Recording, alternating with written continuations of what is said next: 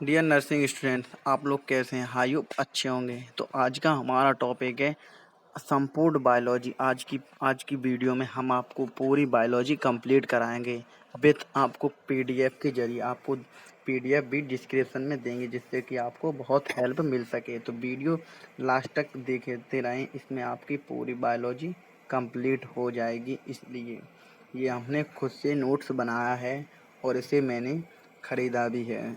इसलिए आप लोगों के लिए बहुत महत्वपूर्ण है। बायोलॉजी इससे क्वेश्चन आपका नहीं निकलेगा, ये मैं गारंटी के साथ कहता हूँ। इससे कम से कम आपके 25 क्वेश्चन आपके 100% फंसेंगे। नहीं फंसे तो मैं इसकी गारंटी देता हूँ, क्योंकि मैं खुद इससे पढ़ के सक्सेस हुआ हूँ। इसलिए तो my name is Kishan Kumar और आप देख रहे हैं कृष्णा टावर यूट्यूब चैनल।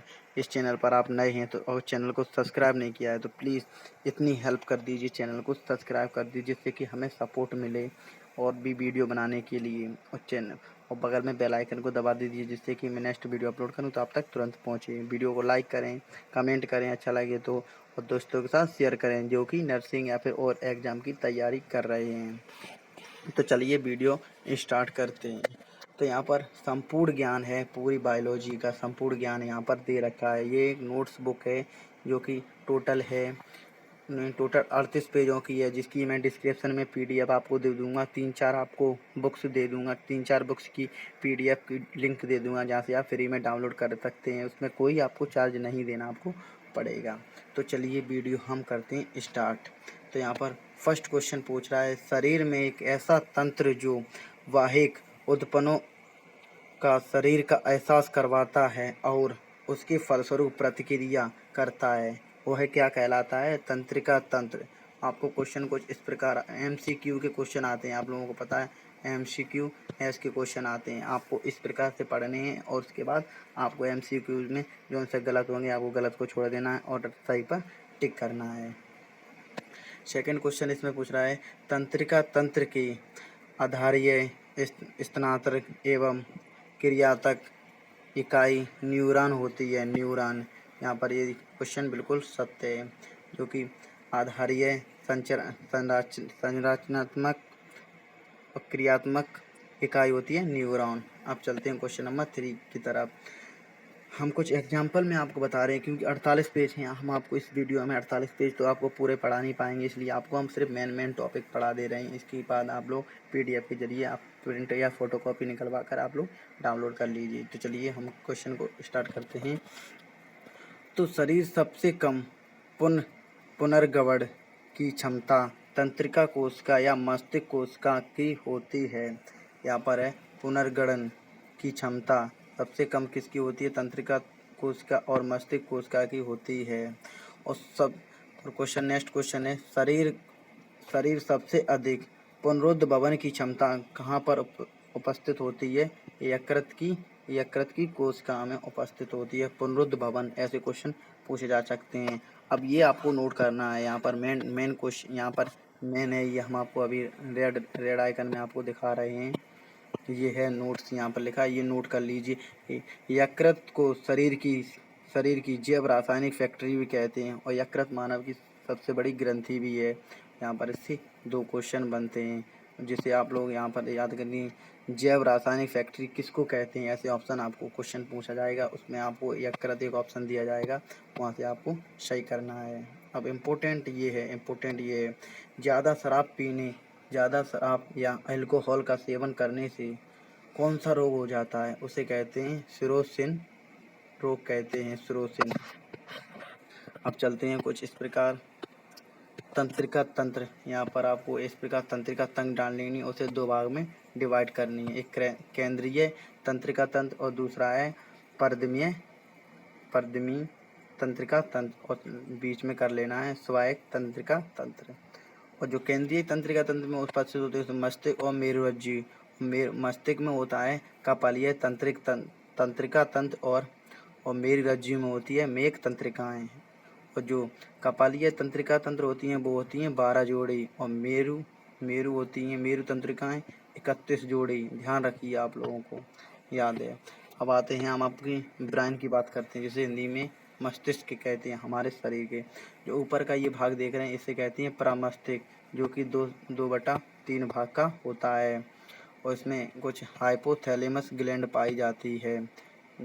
और ये सबसे छोटी ग्रंथि प्यूटरी ग्रंथि होती है, मैंडिबुलर एंड ऑब्लोंगेटा, और जिसे कहते हैं अग्र मस्तिष्क, मध्य मस्तिष्क जो बीच का मस्तिष्क होता है, और थैलेमस, ये थैलेमस ग्रंथि ये वो होती है अगर आपको ठंड गर्म या फिर इसको महसूस, थैली ग्रंथि आपको महसूस कराती है। अब चलते हैं कि मस्तिष्क को मानव शरीर का सीपीयू भी कहते हैं। मस्तिष्क मतलब ऐसा है, मानव शरीर का सीपीयू किसे कहते हैं, तो आप लोगों को कुछ उत्तर देखना है मस्तिष्क को। नेक्स्ट क्वेश्चन है, एक स्वस्थ मनुष्य के मस्तिष्क का औसत भार कितना होता है, मतलब आपके जो ब्रेन का वजन कितना होता है, 1300 से 1350 ग्राम तक होता है। आप लोगों को 1350 ग्राम के अंडर में कुछ ऑप्शन आएगा तो वहाँ पर आपको टिक कर देना है। जैसे मैन में आपको होता है, मतलब ह्यूमन में होता है टोटल 1400 ग्राम, और वुमेन में होता है 1280 ग्राम है। और एलिफेंट जो हाथी होता है उसमें आता है 6000 ग्राम का, मतलब 6 किलो का होता है। और जो ब्लू व्हेल होती है, जो ब्लू व्हेल वो होती है 8 किलो का ब्रेन होता है, 8 किलो का। और नेक्स्ट क्वेश्चन है, मस्तिष्क को 3 भागों में बांटा जाता है, एक अग्र मस्तिष्क, मध्य मस्तिष्क और पश्च मस्तिष्क। अग्र मस्तिष्क की मुख्यता है प्रमस्तिष्क, हाइपोथैलेमस, थैलेमस आते हैं, जो अग्र मस्तिष्क में आते हैं। प्रमस्तिष्क, हाइपोथैलेमस ग्लैंड एवं थैलेमस ग्लैंड आते हैं। अब प्रमस्तिष्क में आते हैं, प्रमस्तिष्क की बात करते हैं, और प्रमस्तिष्क में जो आते हैं तो यह एक सबसे बड़ा भाग होता है, यह मस्तिष्क का सबसे बड़ा भाग होता है, जो लगभग 2/3 भाग बनाता है। मस्तिष्क का 2/3 भाग बनाता है। इस भाग में खाने व उभार मिलते हैं, मतलब खाने व उभार मिलते हैं जो इसके क्षेत्र का निर्धारण करते हैं, नेक्स्ट है, जिस व्यक्ति में प्रमस्तिष्क जितना बड़ा होगा उतना ही बुद्धिमान होगा। यहाँ पर क्वेश्चन मोस्ट इम्पोर्टेंट है, प्रमस्तिष्क जितना बड़ा होगा उतना ही बुद्धिमान होगा व्यक्ति। और नेक्स्ट है, यहाँ पर नेक्स्ट नोट कर लीजिए, प्रमस्तिष्क की बुद्धिमत्ता का केंद्र, याददाश्त का केंद्र एवं भिन्नत और वाणी का केंद्र मिलते हैं। और यहाँ पर आए प्रमस्तिष्क की बात करते हैं, लेफ्ट ब्राइन एवं राइट ब्राइन, मतलब सीधे और उल्टे, इसे हिंदी में मतलब सीधी और लेफ्ट एंड राइट। तो यहाँ पर फर्स्ट है सीधे शब्दों का प्रयोग लेफ्ट ब्राइन में, और सेकंड ऑप्शन है गणनाओं की तीव्रता, संगीत प्रशंसा और औसत। राइट में है आकर्षक शब्दों का प्रयोग, तत्र शक्ति एवं गहन निश्चयन एवं एक श्रम विशेष महारत। अब हाइपोथैलेमस हमारे शरीर की ताप नियंत्रण कहते हैं, हाइपोथैलेमस ग्लैंड होती है जो शरीर के ताप नियंत्रण रखती है। जो थैलेमस ग्लैंड होती है वो ठंडा गर्म और दर्द का केंद्र मिलता है। जो थाइमस ग्लैंड होती है, थैलेमस ग्लैंड जो ठंडा गर्म उसे महसूस कराने में हमारी मदद करती है, महसूस होने लगता है कि हमारी शरीर ठंडा है कि गर्म। हम आपको नेक्स्ट जो मोस्ट इम्पोर्टेंट पढ़ाएंगे, क्योंकि ये टोटल 81 पेजों का है। सॉरी, आप लोग यहाँ पर देख रहे हैं 81 पेजों का हम नहीं पढ़ा सकते आप लोगों को, क्योंकि हमारे पास टाइम बहुत कम है। आप लोग ऐसे देख लीजिए, हम आपको वीडियो के थ्रू दिखा रहे हैं। जैसे यहाँ पर रक्त परिसंचय तंत्र मोस्ट इम्पोर्टेंट है, यहाँ पर आपको एक क्वेश्चन पूछेगा, इससे ये आप नोट कर लीजिए, यहाँ से आप लोग यहाँ से ये सारा पूरा नोट कर लीजिए। और प्लस हृदय की प्रयोगवत शब्द कार्डियक होता है, हृदय के अध्ययन को क्या कहते हैं, कार्डियोलॉजी। और जो मनुष्य का हार्ट कितने वजन का होता है, 250 ग्राम से 300 ग्राम तक होता है। स्त्री का 250 ग्राम और मनुष्य का 300 ग्राम। अब नवजात शिशु का होता है 20 ग्राम का।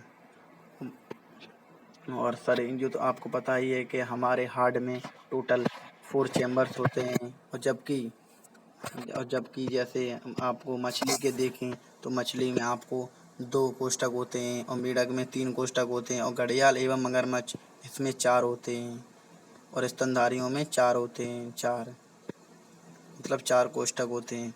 और विश्व के अंदर सर्वप्रथम हृदय का प्रत्यारोपण डॉक्टर क्रिश्चियन बेंडाल ने दक्षिण अफ्रीका में 1967 ईस्वी में किया था। मोस्ट इम्पोर्टेंट है ये क्वेश्चन, आपको आ सकते हैं, ये भी नोट कर लेने हैं आपको, ये भी नोट करने। और मनुष्य का, ये तो बहुत सिंपल क्वेश्चन है आप लोगों को, मनुष्य का कितनी बार धड़कता है दिल? 72 बार, 72 पर मिनट, 72 पर मिनट होगा कि 1 मिनट में कितनी बार धड़कता है।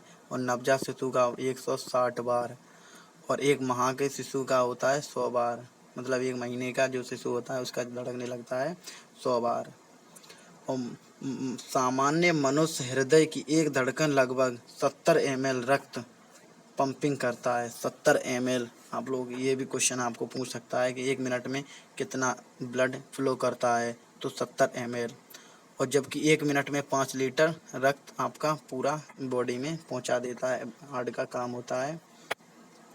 और धड़कन होती है 72 बार मिनट, और एक धड़कन होती है 0.83 सेकेंड। आपको बारीक से लेने हैं कि क्वेश्चन को नेक्स्ट चलते हैं। नेक्स्ट आपको मोस्ट इम्पोर्टेंट बताते हैं।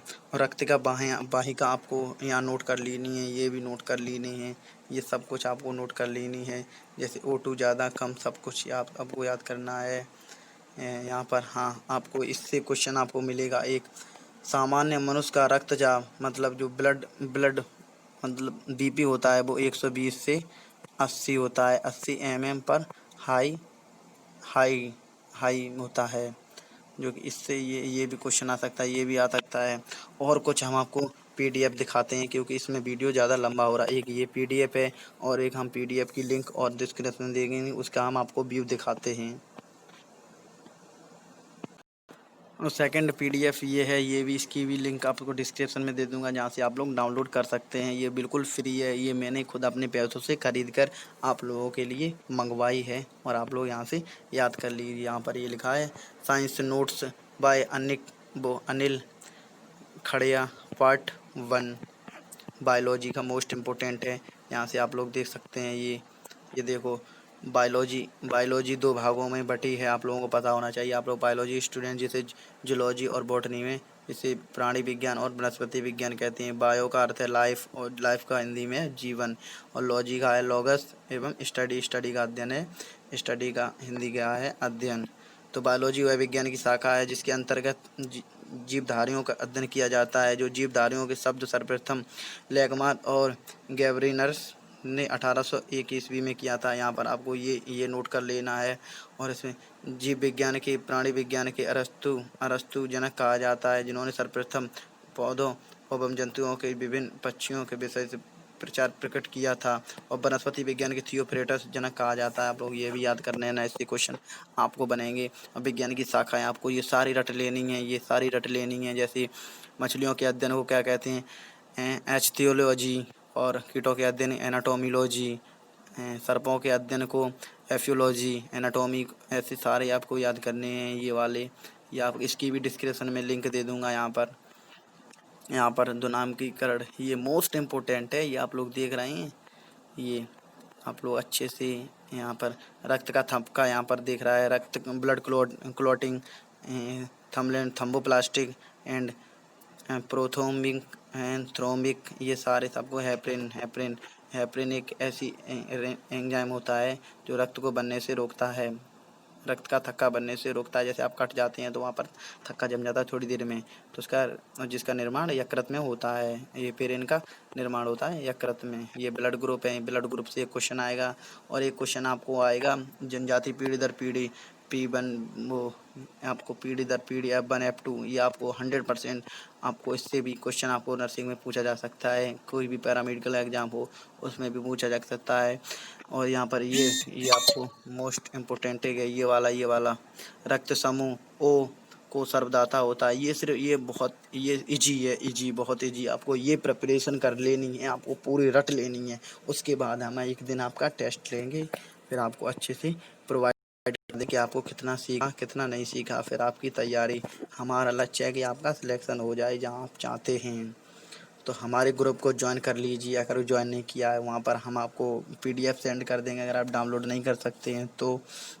अगर और टेलीग्राम चैनल को भी, हमारे चैनल को ग्रुप को ज्वाइन कर लीजिए, चैनल को सब्सक्राइब कर दीजिए। इतनी मेहनत करता हूँ आप लोगों के लिए। तो thanks for watching, please subscribe my YouTube channel. Thank you. मिलते हैं नेक्स्ट वीडियो में कुछ अच्छी टॉपिक के साथ।